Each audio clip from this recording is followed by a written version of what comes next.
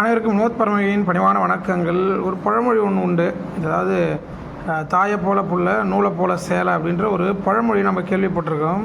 So ஆனால் இங்கே அப்படியே மாறா என்ன போல என்னுடைய மகளும் ஏதாவது ஒன்று செய்துக்கிட்டே இருப்பாப்புல க்ரியேட்டிவிட்டியாக.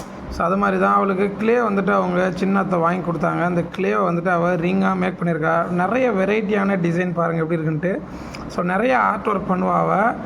எனக்கு ரொம்ப மகிழ்ச்சி என்ன அப்படின்னாக்கா, படிக்கும்பொழுது இந்த மாதிரி சின்ன சின்ன ஆர்ட்டுகள் கற்றுக்கிட்டோம் அப்படின்னாக்கா வாழ்க்கைக்கு கண்டிப்பாக அது ஹெல்ப்ஃபுல்லாக இருக்கும். ஸோ நானும் சின்ன வயசில் சின்ன சின்ன விஷயங்கள் லேர்ன் பண்ணிகிட்டு இருந்தேன். அது எல்லாமே இன்றைக்கி ஹெல்ப்ஃபுல்லாக இருக்குது. என்னுடைய க்ரியேட்டிவிட்டியான ஒர்க்லாம் வந்துட்டு நான் டிஸ்பிளே பண்ண முடிய ஒரு சூழல் ஏற்படுது. ஸோ என்னுடைய ஆர்ட் ஒர்க் இன்றைக்கி வந்து பிஸ்னஸாகவும் நமக்கு எப்படி பயன் தருதோ அதை மாதிரி இப்போ என்னுடைய குழந்தை இப்போ சின்ன வயசில் இதை ஆரம்பிச்சிருக்கா. நம்ம அவளுக்கு அழகான ஏதாவது கிராஃப்ட் ஒர்க்கு நம்ம ரெடி பண்ணி கொடுத்துட்டோம் அப்படின்னா ஒரு ஃப்யூச்சரில் அவளுடைய தேவைகளை பூர்த்தி பண்ணுறதுக்கான ஒரு வாய்ப்பாக அமையும்.